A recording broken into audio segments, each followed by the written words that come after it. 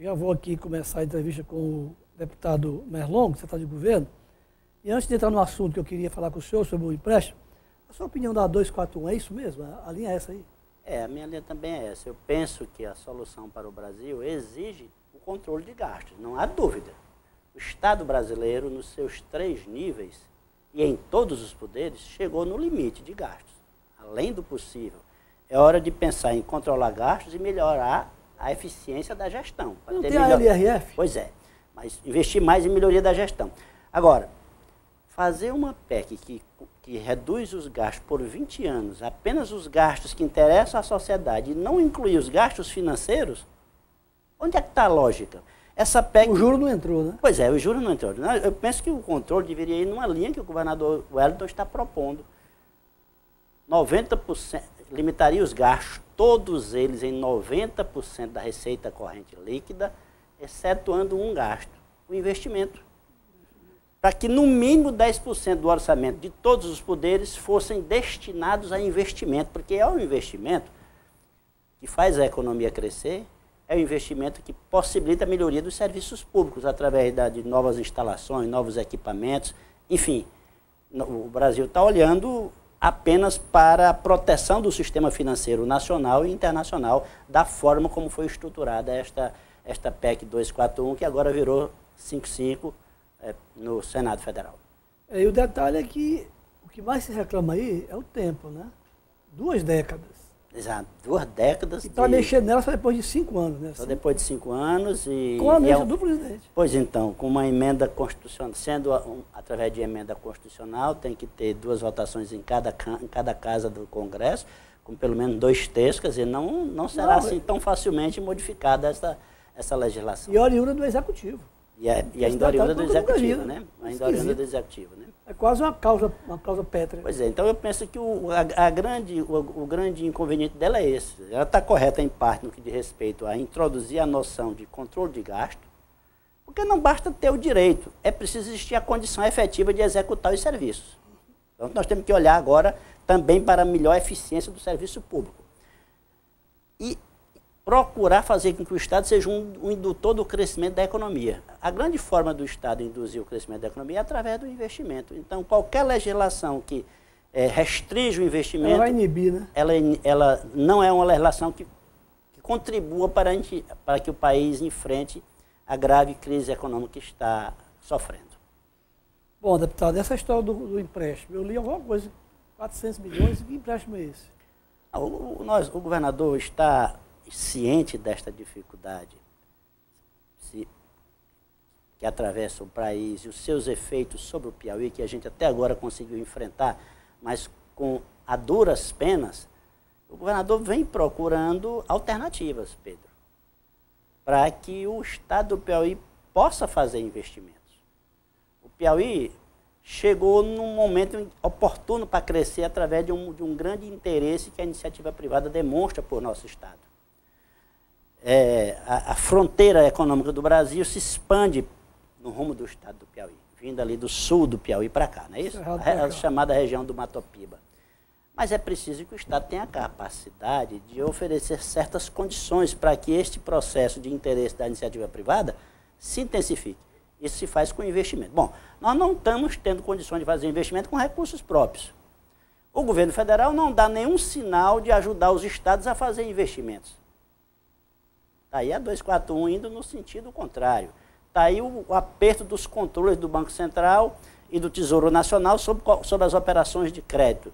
Então nós estamos procurando melhorar as condições do Estado no que diz respeito ao seu balanço fiscal para capacitar o Estado a utilizar a sua folga em matéria de capacidade de endividamento. Porque nós podemos contrair até 2 receitas correntes líquidas em termos de empréstimos, nós estamos só com cerca de 50%. Então nós temos uma folga grande de capacidade de investimento.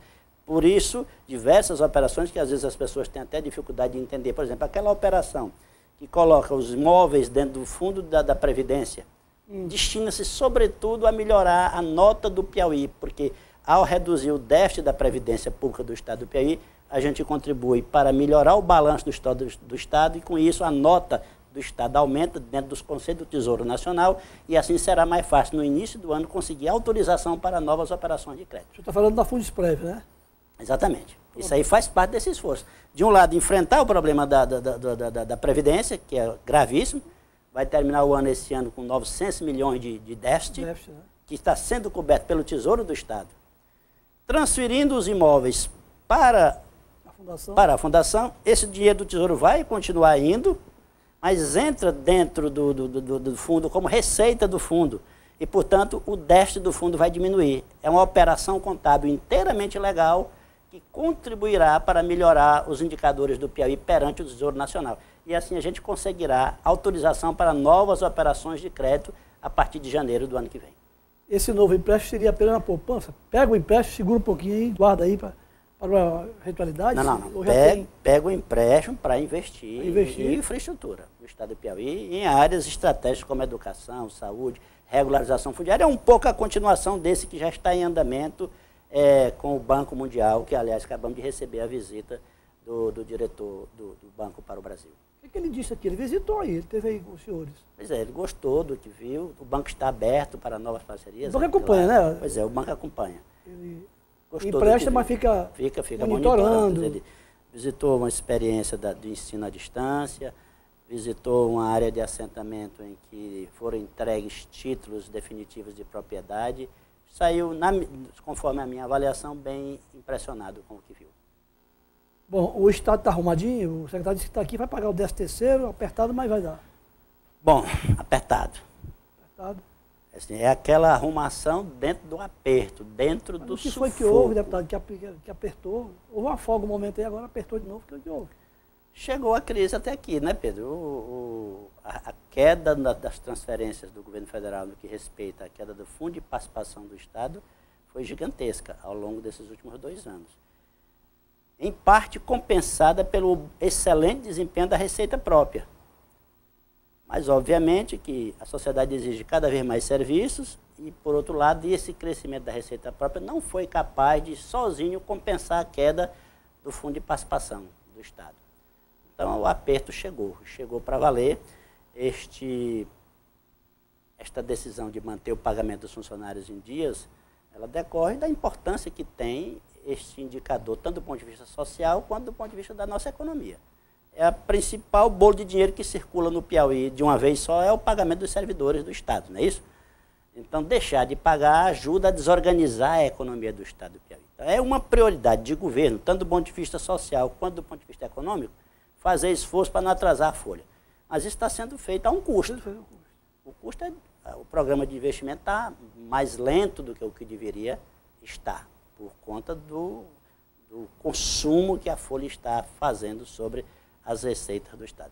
Nós teremos agora um refresco, que é o da repatriação. Cerca de 160 milhões, para aí assim, que advém da repatriação, é o bolo de tributos pagos por 21 mil brasileiros muito ricos, que depositaram ilegalmente ao longo de décadas recursos no estrangeiro, no exterior. E o mundo todo abriu agora uma oportunidade para essa repatriação, né, em nome do combate ao terrorismo, enfim, está se buscando controlar essa facilidade com que o dinheiro circulava no mundo afora, né? E aí, ao repatriar de maneira legal, o dinheiro fica todo legalzinho, pagando 15% de imposto e mais 15% de multa. Esse 15% de imposto é que dá essa receita para o Estado de cerca de 160 milhões e também para os municípios. E também do bolo arrecadado pela União, 21,5% vem para 21% vem para os estados, 22,5% para os municípios. Agora, a questão da multa não está resolvida. Pois é, não falaram. O governo federal não está partindo com os estados e os municípios a multa. Ficou com ele. Está ficando. E a lei é clara.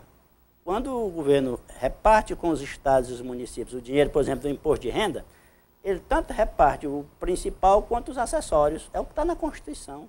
O acessório faz parte do principal.